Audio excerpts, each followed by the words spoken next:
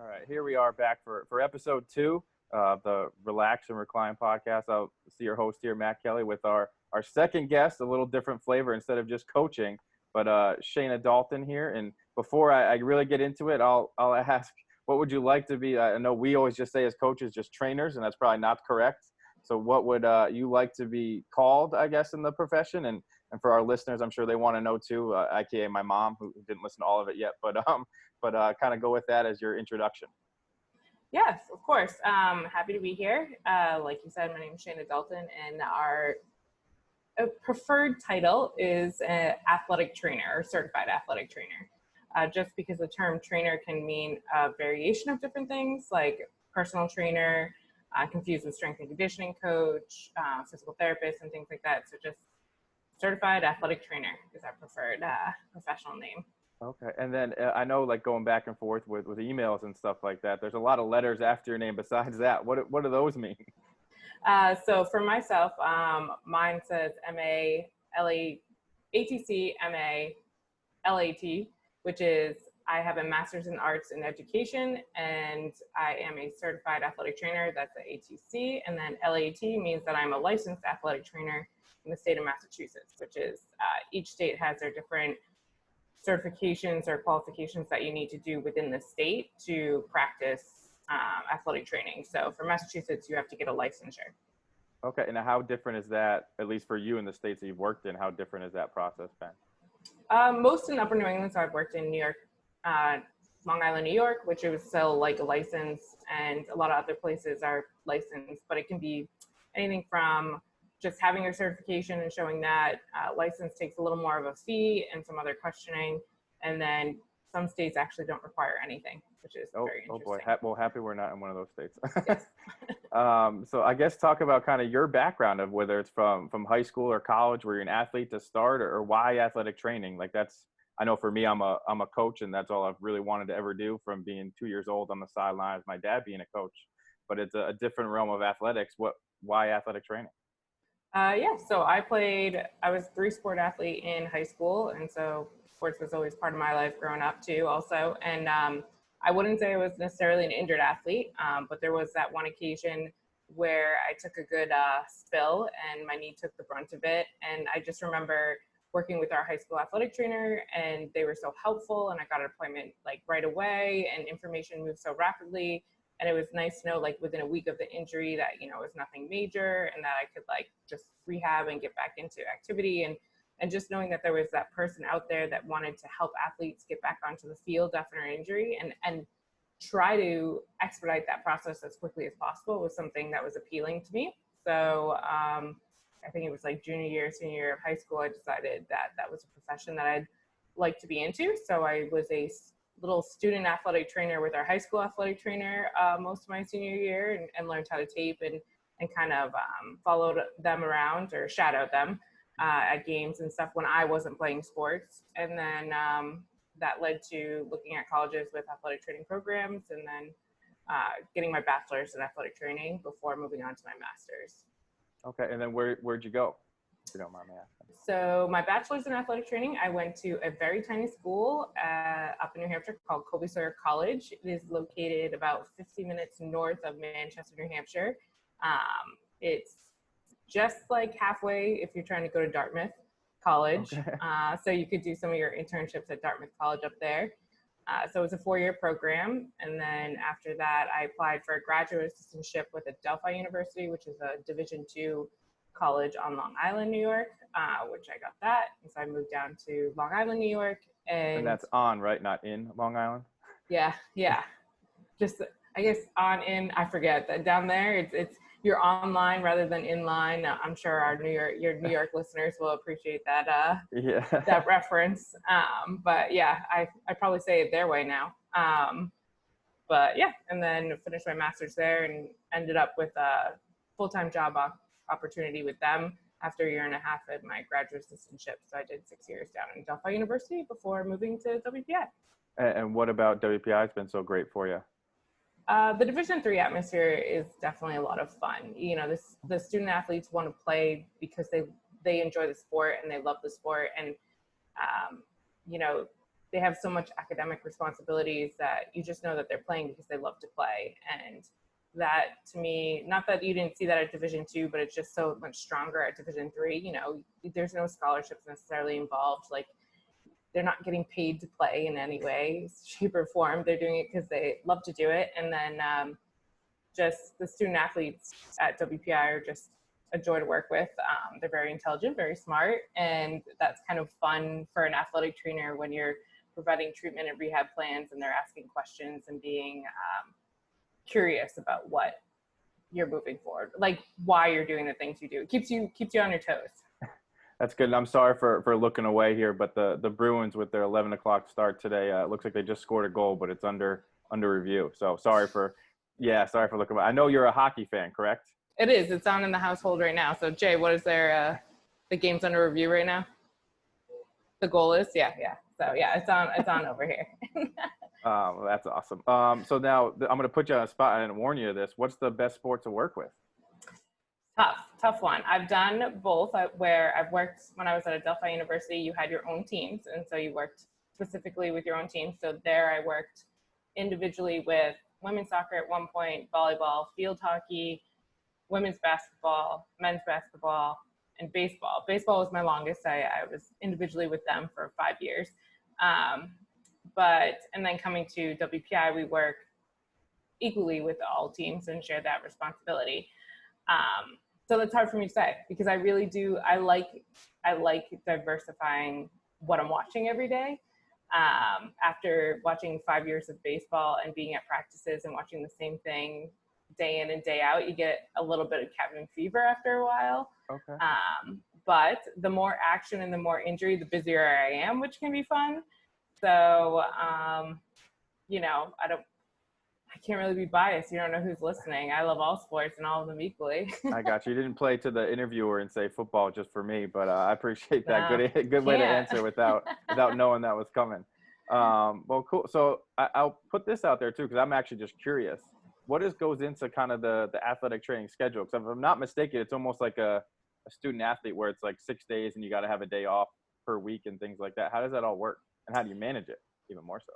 Yeah. So, athletic training schedule is even when you're a student athlete, they warn you it's 6 days a week, if not 7. A lot of times during preseason, we work straight through preseason until the school year starts without a day off. So, but once the school year starts, it's 6 days, hopefully Saturday or Sunday off, but that's not always a guarantee. So it could be like a Monday or a Friday. Hours obviously vary depending on the practice schedule and practice time, but it's anywhere between 8 to 10 hours a day, 6 days a week. And then we have quiet time when the student athletes have quiet time. So if it's mostly around winter break and summertime, but it can get you're always working, I guess you could say, because even after hours, you're getting the text messages, the emails, if somebody gets hurt at a practice, you may need to check on them later in the evening. So I wouldn't say we ever really shut off. You just kind of aren't necessarily present in the moment.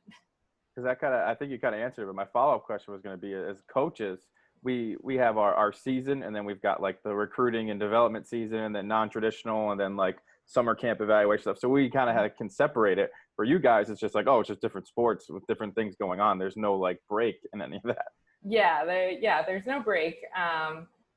It's quiet time. I guess the quietest time at WPI though is always that week before finals or the week of finals, because the school and NCAA, you don't have them practice during that time. Mm-hmm. So that's our quiet time, is actually when they're working their hardest in the classroom, is when we get our little bit of a break there. But and in the summer, we're very similar to coaches, where we can make extra income working summer camps, youth camps, and everything like that as an athletic trainer on the sidelines, which seems to be more of a preference for athletic summer camps in years past, to have a certified athletic trainer present as the medical professional rather than a nurse or an EMT.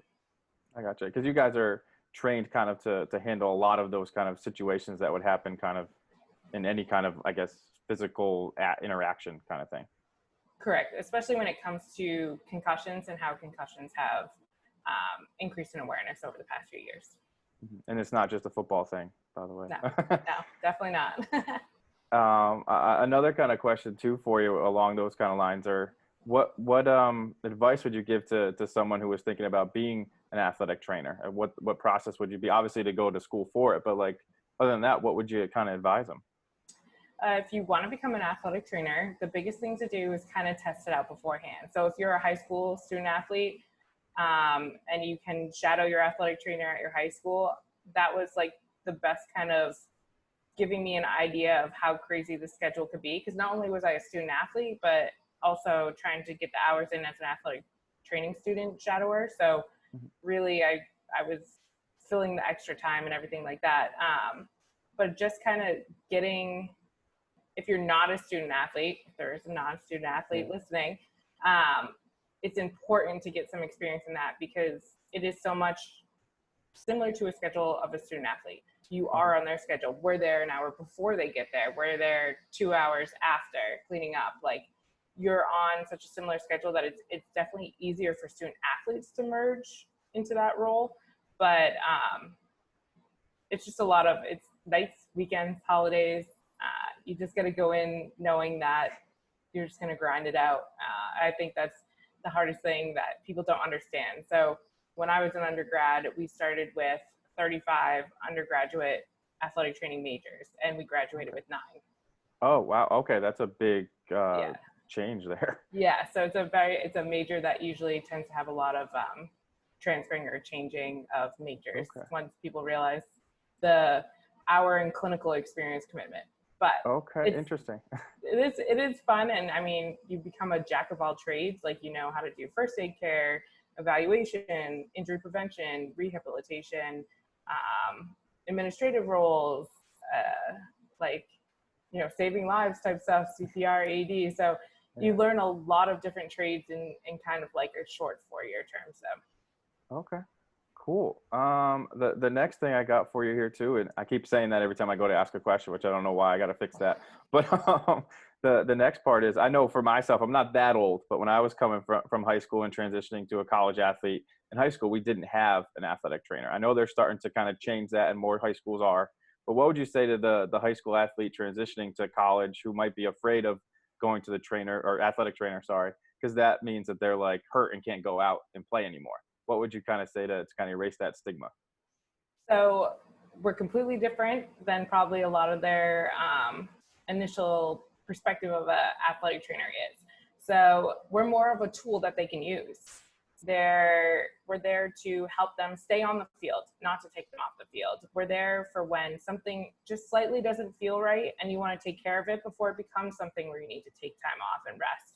Like, we're more here for preventative care at the college level, and then we can provide treatment and rehabilitation when needed. But we just want to more provide preventative care to keep people on the field. I think that's the biggest misconception, is that the athletic trainers are just going to take me out, but more what we go into every day and every game is to keep you on the field and to keep them playing and to keep, like, to, you know, fix something as quick as we can on the sideline and get them back into that same game. I mean, our hands are a bit tied with situations related to concussions. And obviously if it's a traumatic injury that requires further medical attention, but the main goal is always to keep them on. And I say, utilize us. You know, we're a tool, we're a resource. We're just like a strength and conditioning department. We're just like using, you know, one-on-ones with your coaches. Like, we're there to help people get better and feel better.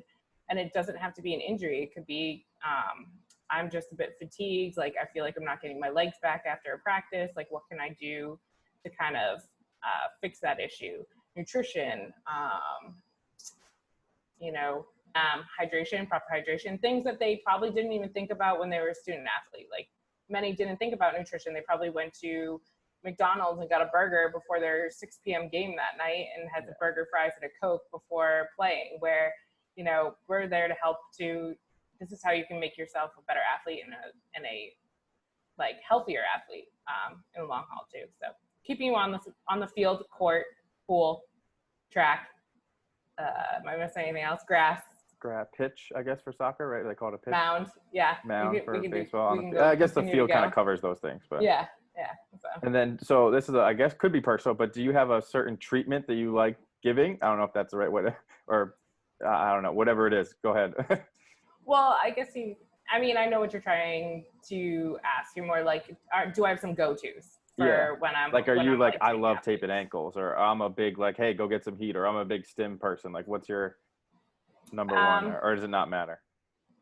well, it all depends on the situation. So I definitely like over the years. So this June was 10 years of being a certified athletic trainer. So I've reached my Congratulations. first decade, yeah, as an athletic trainer, which is kind of crazy to think about.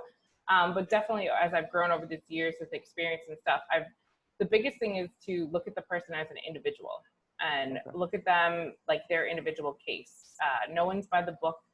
You have to kind of like see what works best for each person. So some people may love STEM, others may hate it. So if they hate it, what can I adjust and do? And I think the biggest quality that I can have as an athletic trainer is to adjust. And as an athletic trainer, it's extremely important for me to adapt to all situations that come in hand. So whether or not that's using tape, modality, a treatment, I just Well, always go have back to on change that it. word. I got to put that in my vocabulary. Modality. Modality. So modalities are the stim, the ultrasound, laser, Oh, okay. So like heat, the machines with the cold motor, packs. essentially. Heat and cold packs are considered modalities Oh, too. Treatment okay. modality, yeah.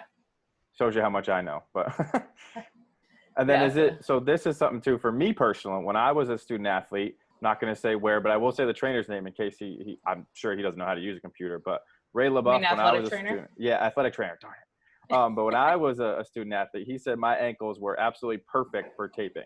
He said that it just fit the way he did it, which I don't know if there's a certain style like an ankle lock or something else, but said it fit it perfectly. Is that an actual thing, or is he just making me feel good?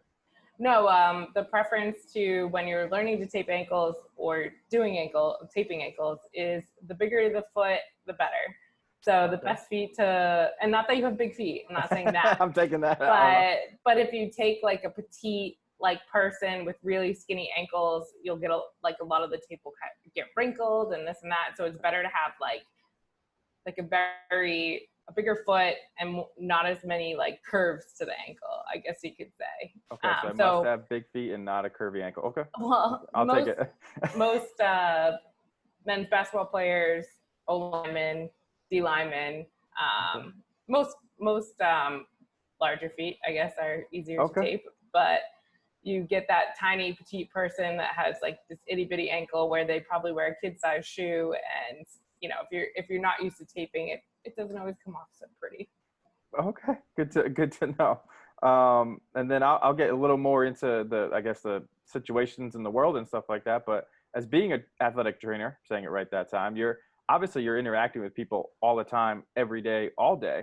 What's it like to be going through the pandemic and not being around student athletes all the time? It was bizarre. We had to adjust there back in March really quickly because at WPI, we saw the student athletes leave for spring break and then they didn't come back. So we had a lot of injured student athletes and people with issues that we were monitoring that left for spring break that were supposed to come back for their further treatment. So we had to quickly adjust to using, the virtual Zooms and the virtual setups to kind of like keep in contact with them, text messages, emails, just to help make sure that they didn't lose time in their rehabilitation and treatment and such. But it was weird, and you could see too, like as I started to do more like virtual consults and checking in with student athletes, that they're almost excited to see us too. Like you almost have this weird excitement at the beginning there. I mean, I feel like people have Zoom fatigued now, but like it's weird. And I'm starting to hear it more too, because as we look to head into the fall, things are obviously going to be different than they were last year. And so a lot of our regular student athletes that just popped in to say hi, they're like, are we going to be able to do that? Are we going to be able to just come down and say hello to you guys? And it's going to be weird and different that it's not going to be like that as much. And the NCAA even said it, the athletic training room is thought of as the hangout area, and you can no longer hang out there. You can't pass your time between practices or classes. We're a very open spot where kids would come down and have their lunch quick if they had like 10-15 minutes, just say hello if we weren't busy, and then go to their next thing. And it's going to be weird that environment this year will not be the same, because we do enjoy seeing healthy people. I like to say that, like everyone, they get all fixed up and healthy and they get back into their sport and then we don't see them anymore. So it's like nice when you kind of just get healthy student athletes that just come by to say hi. And that's what I try to encourage to incoming freshmen or transfers. Like, as you were saying, we're most known for taking off the field. We love people to just come say hi. Like, come say hi to us, introduce yourself, meet us. You don't have to be broken to know our names. That's our kind of motto. Okay. And now, as we weren't in the office for a lot of time, did you like the change in commute for you? Because I know you have a longer commute.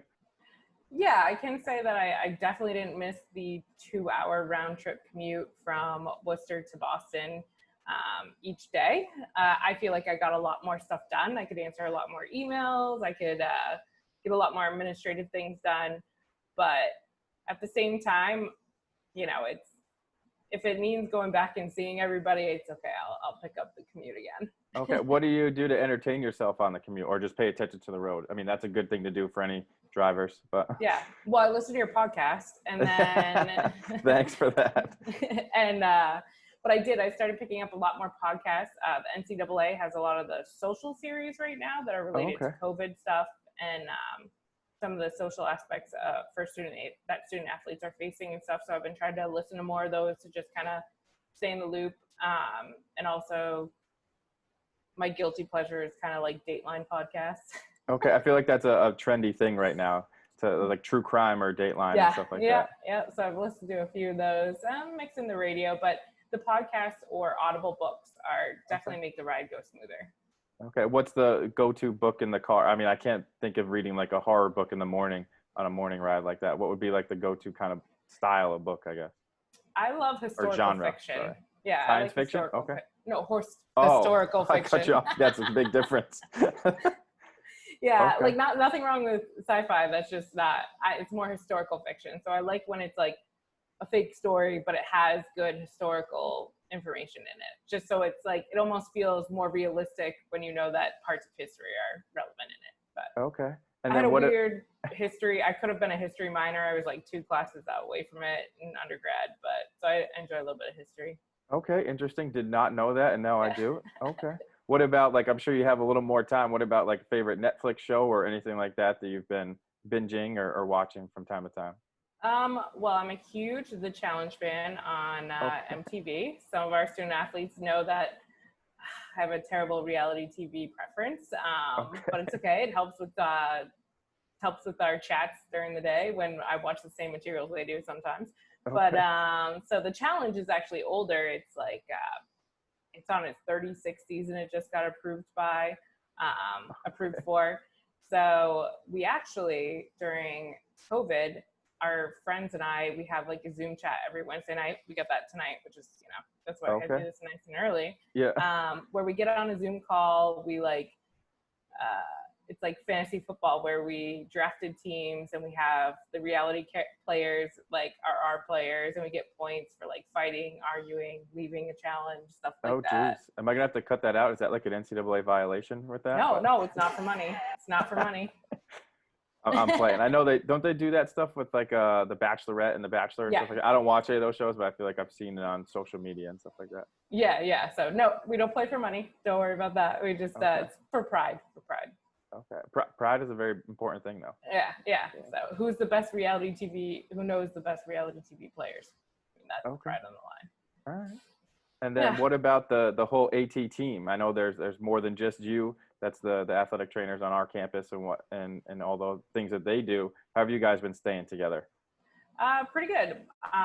We have our head athletic trainer, Mike DeSavage. So Mike and I have communicated usually 2 to 3 times a day, if not on the regular, about everything that needs to get done and throughout the summer. Haley and Rachel, both of our assistants, have just returned from their summer hiatus. So they're just jumping back into all of the chaos that we are trying to prepare for the fall. But it's good to have everyone back. So we, we're keeping our physical social distancing in the office, wearing our masks and trying to get things done and get things in order. But it's good to see people face to face. I mean, not that Zoom isn't a great resource. It's always nice to see people and communicate, but being safe and being smart about it. Well, good. Now, just a quick question too, and I'm just asking this all the time for curiosity, but Are you only a Zoom user, like exclusively Zoom, or do you use other platforms as well? Well, for our viewing party tonight, we use Google Classroom because the Okay. person that runs it is a teacher. Okay. But I've used Google Chat or Skype or anything. It just seems that Zoom fell into WPI using it the most often for Yeah, it some is the one reason. that the school like supports, I think, or we get like the Yeah, free or more than the free version. And then yeah, I know for me, we use it more because we can actually share like videos when we're watching film with like the kids, when we were able to do that kind of stuff. We could right. actually, it's still a little like glitchy or laggy, but not as bad. Like Google Hangouts was pretty bad. Yes, yeah, yeah. That one, I haven't used that as much. So, but Zoom's just been the easiest, user friendly, I guess, for me at this point. Okay. I think we'll get close to wrapping up here. I have one last question, then I'll give you a chance to ask a question. I would have asked Scott this earlier, but he kind of would just say it's all deadly and wouldn't have a preference or care. Yeah, So I'm in a recliner right now for this. It's not just for whatever because of the show, which is kind of cool. That's why the name happened, to be honest with you, right. 'cause of the name. But it's a corduroy lazy boy. Is that like actually a thing that's in, or am I like in 1950 or something? I mean, I'm always a corduroy fan, so a Okay. corduroy lazy boy, I would be up right there with that one. So I don't think it's out. I mean, it sounds 70s style, but I think that the 70s, 80s are coming back, so you should be good. Okay, and it doesn't match anything. Not that I know anything about home decor. It was just my grandfather's, and I got it. So Yeah, that's classic. okay. Then before we wrap things up, do you? And I'm not prepped for this, and I don't even know if I remember if I prepped you. But do you have a question you would ask me? Is that something I want to try to do that's different? Is have the interviewee ask the interviewer a question to kind of flip it on its head. But do you have a question for me? Yeah, so my question for coaches, because I just know, like you said, you coaching since you were younger with your dad on the sidelines, like it just always felt like the right thing. If you couldn't be a coach, what else would you do?